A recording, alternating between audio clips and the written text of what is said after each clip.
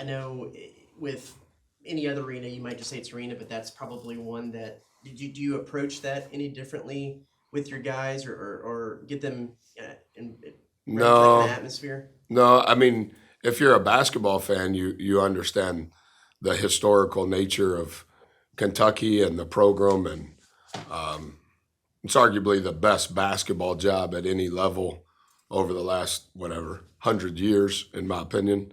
Um, but I don't know that would resonate much with our guys. Not being negative towards them, I don't think they know who Rupp is.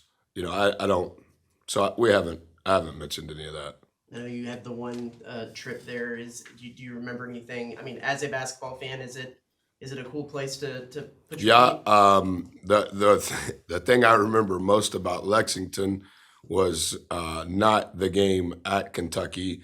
It was in one of our Sweet 16 years. It was our second Sweet 16 year. So year 4 at Marquette, we flew, we landed, and my wife said, "I'm not feeling very good," and I was like, "Well, I'm sorry about that." And we get on the bus from the plane, and she can't hardly walk down the stairs.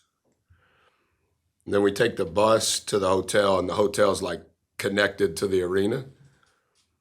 And by the time we got to the arena, or by the time we got to the hotel, Corey couldn't move, and she was just crying. And she's as tough as I've ever been around. And I go, "What's wrong?" And she goes, "Something's wrong." And so I stood up on the bus and I go, "Hey, everybody off now. Get your bags and get off." And so everybody was like caught off guard. We had just landed. And I tell the bus driver, "Carry us to the emergency room." So everybody got off except me and Corey. Our children got off, went to the hospital, and the bus couldn't get under the awning of the emergency room. So we go in the emergency room, and it is slam packed. And that was the year that Kentucky played in the NIT. I think they played at Robert Morris. It was that night that they were playing, and they were giving Corey morphine in the lobby of the emergency room, and she had her appendix removed that morning at 3. We beat. We won the first game, which was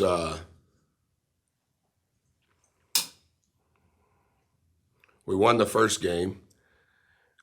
After the game, went and checked her out of the hospital. She goes, "I'll be ready to go to the game tomorrow." I said, "No, we won this game. You're not going to be able to come to the game. That's bad juju. You're going to stay in the hotel." And we played Murray State, and it was a home game in essence in Lexington. So when we played at Virginia Tech, we had 19 turnovers, and I thought that was the difference in the game. So my memory is Corey losing her appendix in Lexington more so than playing at Rupp. Hey Buzz, the way they started conference play, the record would suggest this is not a vintage Kentucky team, and that maybe they're vulnerable. What have you seen in Kentucky since you've been studying them for this game?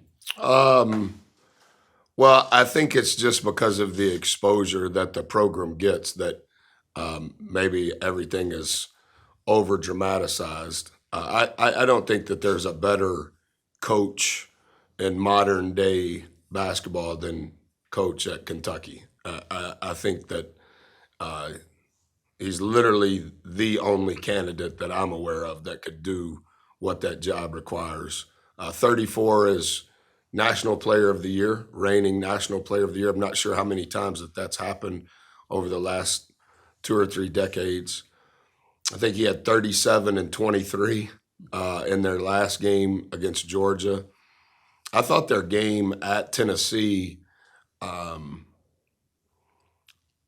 last week was a really, really good game. 22 is arguably the best perimeter defender in our league. 0 doesn't get the credit he deserves because so much attention is drawn to 34. They can't take one off the floor. I think he's kind of the linchpin to what they do. I think 2's injury that's been a part of the hiccup that they had. 2 is their engine, and they rely on him.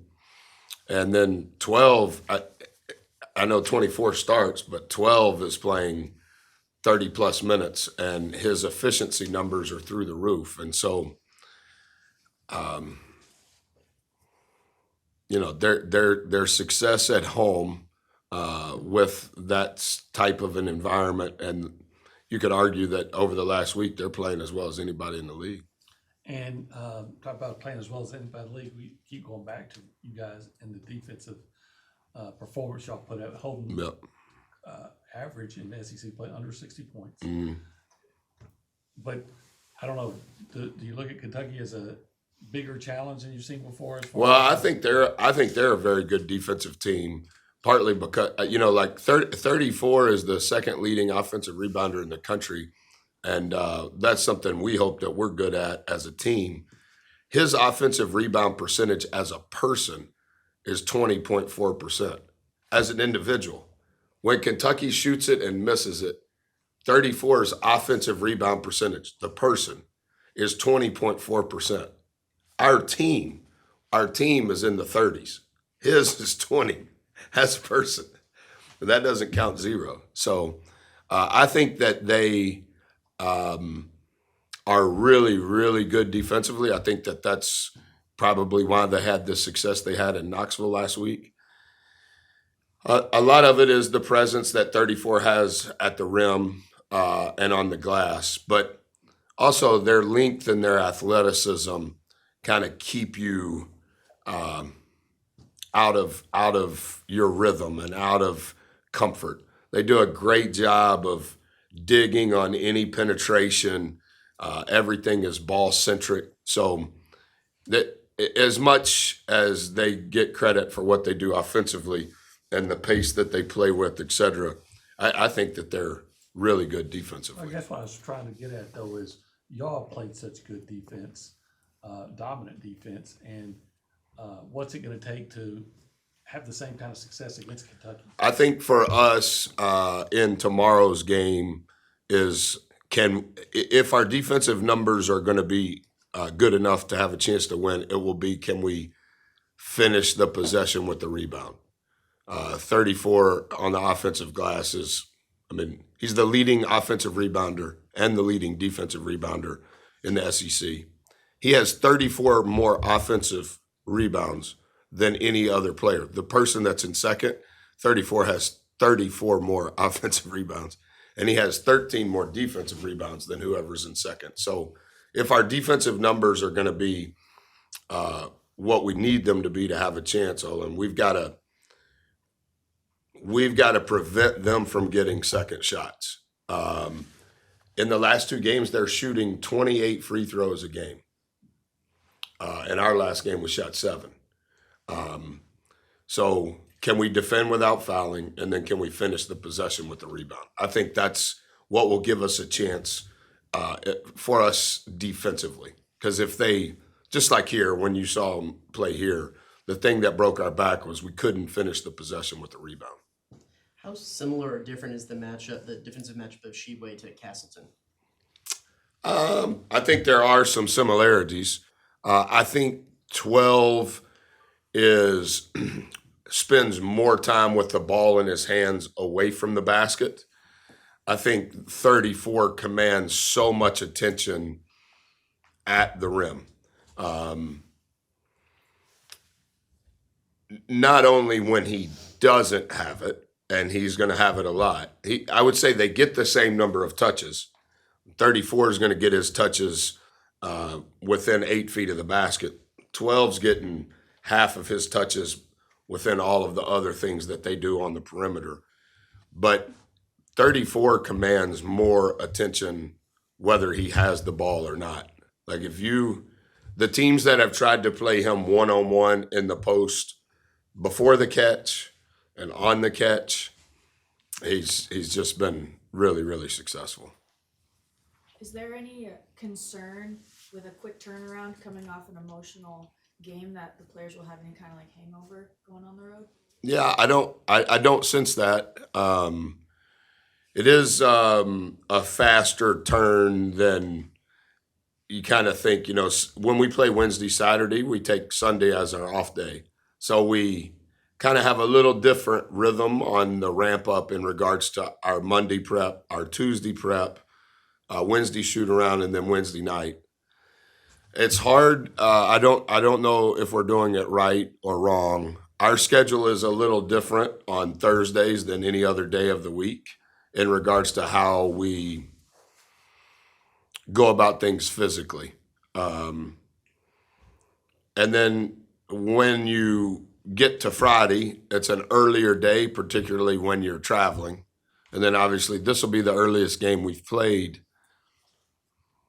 since Myrtle Beach on East Coast time. This will be the earliest. So I don't think that there's a hangover. I think our guys understand through 2.5 weeks. We have 14 more games to play. There's a lot going on. I guess 13 more games now.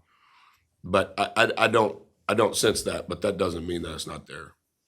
Buzz, I know you try to keep it pretty not simple, but go 1-0. You don't look ahead, but you're 5-0. You're rolling. You go into Kentucky and you get this. Give your guys any bigger of a boost taking out of Kentucky versus what you've played already? Well, I think when everybody says Kentucky, the cachet that comes with it, the exposure that comes with it, the following that comes with it, that's because of the program, and rightfully so. But relative to where we're at, this will be our third road game in 3 weeks. This will be the last game of week number 3. Can we finish this week the way we started? And I understand all of the coach cliches, 1-0 and Kentucky, but not to be disrespectful, numerically they're the same, right? The value is the same. There is more value in a road win, and we understand that, and we're thankful for the 2 that we have. But I think the consistency that we need is just day by day, and the prep work and the routine and the rhythm, and just trying to be accountable to that moment and what's required within those responsibilities. They haven't shot a ton of threes. They really haven't lived and died from the 3-point line. How does that affect how you defend? Because a lot of teams, obviously you play, they like to shoot the 3. I'm not saying they don't have guys that can hit it, but they don't take a lot of them. Yeah, one will shoot. A high percentage of his shots will come from 3. I don't know that just from studying them. Obviously, I listen to coaches' press conference and I read every article. I mean, they have such a like the beat writers or whatever it is that covers them. I mean, they do a verbatim of every press conference he does. So in my studies, I think the pressure that they put on you offensively is at the rim.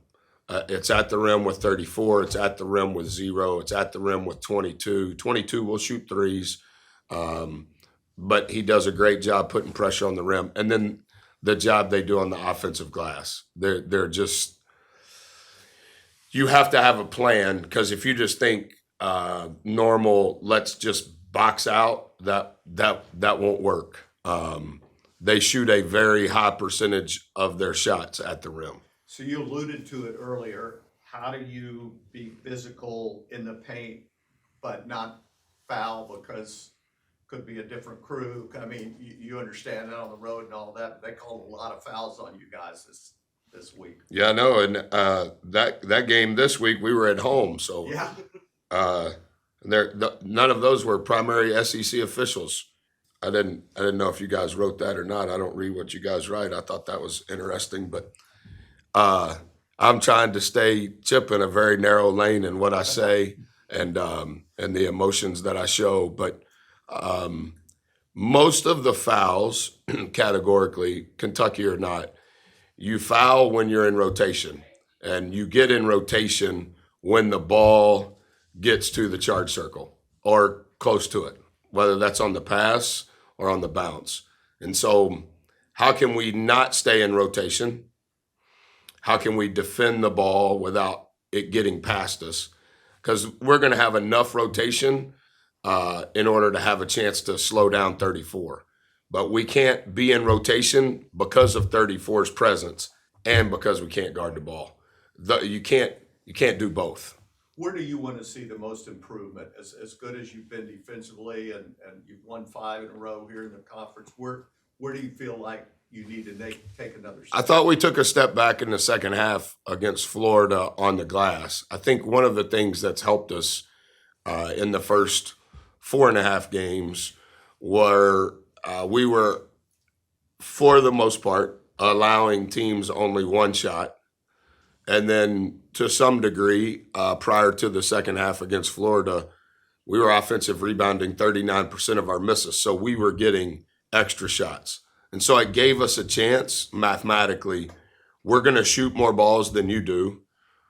And if we're equal in shooting the same number of balls, we hope that it's because we're shooting a lot of free throws. I think this game, can we do that? Can we keep Kentucky to only one shot? And then can we put enough pressure on our offensive glass to try to manufacture more shots?